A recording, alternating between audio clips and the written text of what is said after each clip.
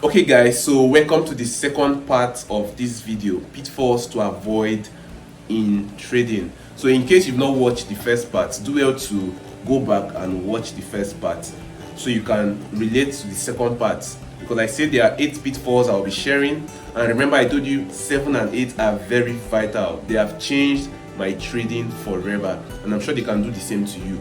So I'll be giving you the remaining 4. Okay, so the first 4 were in the first video, so if you've not watched, go back and do well to watch them. Okay, now number 5 pitfall to avoid in trading. Number 5 is risking too much. Risking too much. Trading is not a get rich quick scheme. Are you aware? Oh, they did not tell you. Okay, you felt you will just come to trade and you will make money in 1 week or in a month. Oh, I see. Sorry to disappoint you. Trading is not a get rich quick scheme. You could make money, right? Now this is the idea behind it. You might just be lucky, right? You flip an account and you think you will continue flipping accounts. Sorry to disappoint you, you will lose it.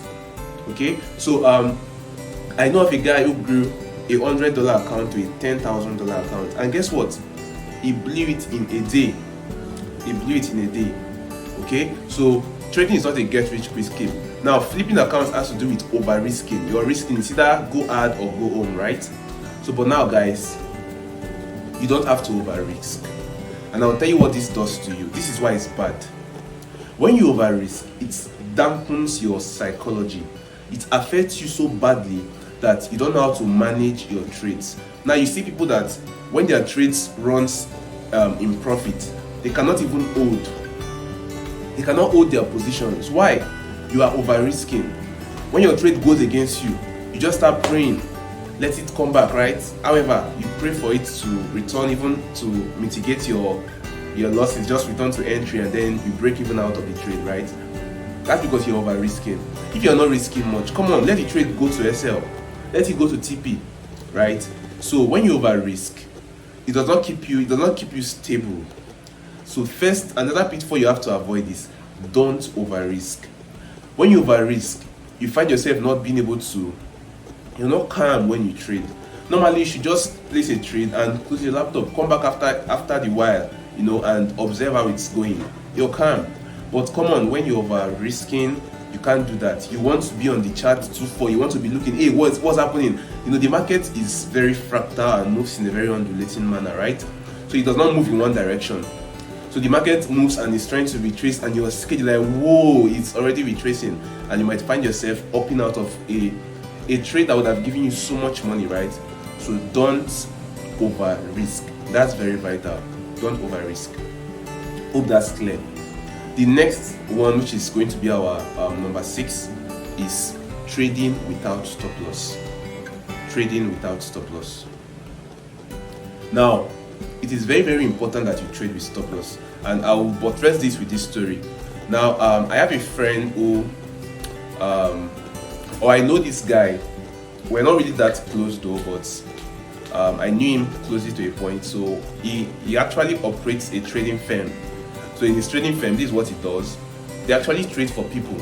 Okay, they trade people's money alongside his own money. So he had an account size worth $100,000 he was trading at the time.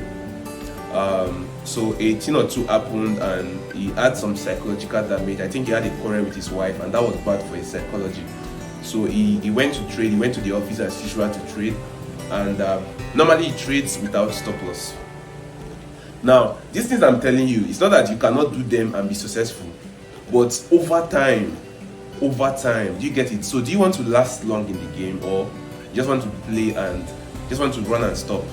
It's not a sprint, right? It's like a relay. You run for long, so you don't just sprint. You lose energy over time. You gas out.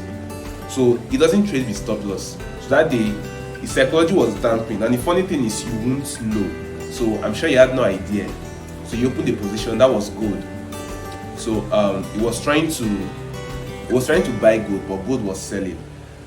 So he ran into a loss of about $20,000 on the account. So he had like $80,000 left, if you can relate.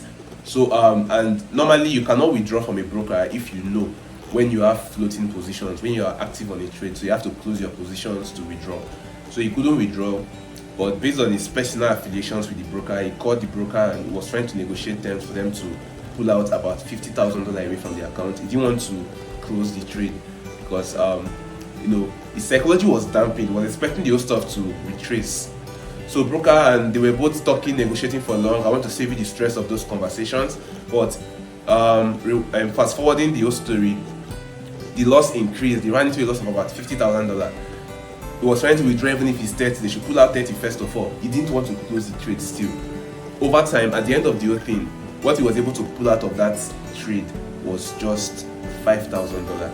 And you can imagine what $5,000 is out of a $100,000 account. So he ran into debt. He had to start paying back the debts of the people he had terms with, he had signed terms with. Now imagine he had a stop loss on that trade. Some people feel they have a good psychology, so when a trade goes a little against you, you opt out, right? But you see, when your psychology is bad, it's bad. He couldn't opt out, so that was how he ran into debt. So I recommend you put stop loss. All right, so put stop loss on your trade. Very, very necessary. Use stop loss when trading, because if you don't, a lot could happen. A fundamental could just come up and it just swings the market way far from your direction, and that's bad. It swings the market way far from your direction. So use stop loss. I don't want to bore you with so much conversation. Let's just go into the next one. So the next thing, which is we're in number 7 now. I told you 7 and 8 are very important. They changed my trading career entirely. So number 7 is not keeping a journal. It's journals are highly underrated, to be frank. They are highly underestimated. What a journal can do for you, you really don't know. So personally, I used to have this issue where I can't hold my positions, right? So I analyze and I don't hold full positions.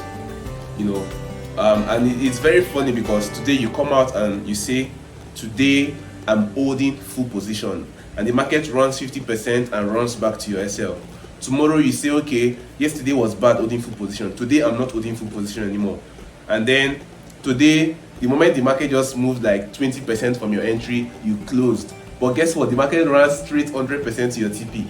Wow, so you feel like, whoa, this market is just against me, right? The whole thing is just against me. Now, this is the way you do it.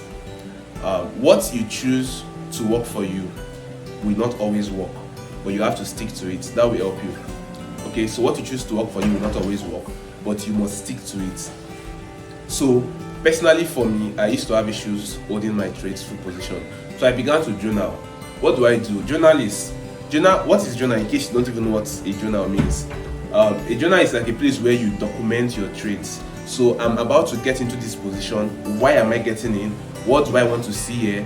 When am I opting out, right? So you journal your trades. So at the point I began to journal, so I take screenshots before I enter, I drop it on my journal, I write the reasons why I'm entering, I ensure that all my criteria are met, and then after the trade, I also journal how the trade ended. So I discovered that most of my analysis always hits TP, full positions, right? They always hit TP. So now when I discovered that over time, and I told myself, okay, I would make more money holding full positions, and that was how I began. So, but you could create some form of alternatives around it, such like maybe when you have a 1 to 5 RR, or maybe your trade was maybe 1 to 10, 1 to 15, 1 to 20, maybe at 1 to 5 you just close partial, let the rest run. Okay, so keeping a journal is decent. It will help you. It will help you know where your flaws are. It will help you know where your weaknesses are, and then it will help you to build on it. Okay, and then the last one, which is number 8, is not following a trading plan. Not following a trading plan. So if you've watched the first and the second video, you would hear when I said that trading is a game of probabilities, right? And that's why we take high probability setups to stay afloat. Now, how do you even know your high probability setups when you don't even have a plan? So some people wait all day on screen saying I'm waiting for my high probability setups to play out. Meanwhile, you don't even know what your high probability setups look like. You're waiting for high probability setups that you don't even know what it looks like. So when it plays out, you don't even know. So you wait forever, and then when you get tired of waiting, you opt into anything. What is the trading plan? Trading plan is, okay, today, a trading plan includes your criteria for trading. So before I get on a trade, I want to see maybe liquidity build up, liquidity sweep. I want to see a break of structure, change of plan. Whatever you trade, I want to see a support or a resistance. I want to see this Fibonacci point respected, or whatever you trade, right? You give yourself your trading plan based on what you trade.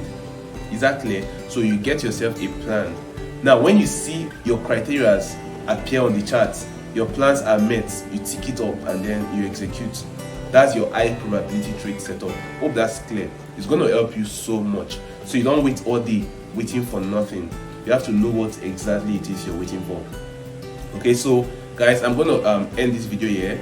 If this video has helped you, if it has benefited you in any way, I would like you to share, click the like button below, and then click the subscribe button. Okay, so click the like and the subscribe button below, and do well to follow me for more of this free content.